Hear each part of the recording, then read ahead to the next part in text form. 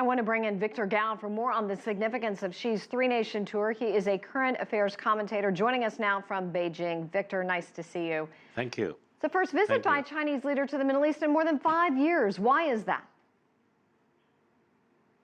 Well, this is a very important and historic visit. As a matter of fact, there was discussion about whether timing was the right for this important state visit before President Xi Jinping left China for the Middle East. But now, as it turned out, the visit has been very successful. The visit to Saudi Arabia, Egypt, and Iran have laid solid foundation for further development of China's relations with each of these three important countries in that part of the world. And also, it has emphasized China's unique way of handling the situation in the Middle East, including the Palestinian issue, as well as peace and the development issues involving many Arab countries and countries in the Middle East region as a whole. And this is the third visit to Saudi Arabia by President Xi Jinping, and he emphasized the importance of energy cooperation between the two countries, but more importantly, about how China and Saudi Arabia can re-engage with each other for promoting the Belt and Road Initiative.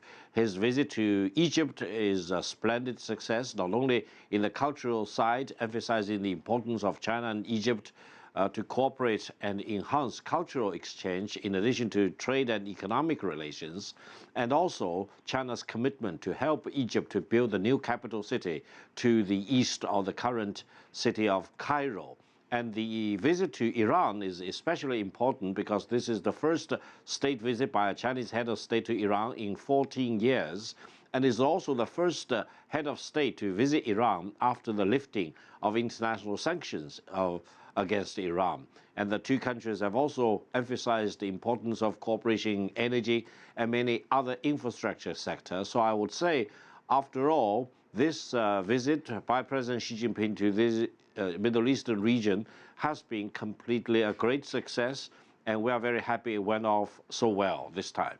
Victor, I want to ask you about the One Belt, One Road strategy. You briefly mentioned this. How important is it to these three countries?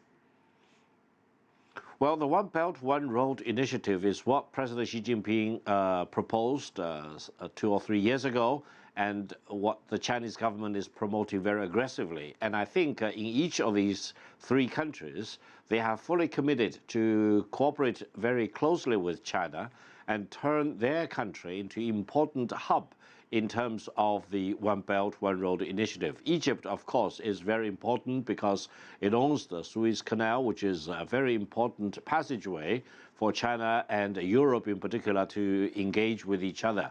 And China will make sure that the Suez Canal will be further expanded and passage will be fully protected going forward in the decades to come.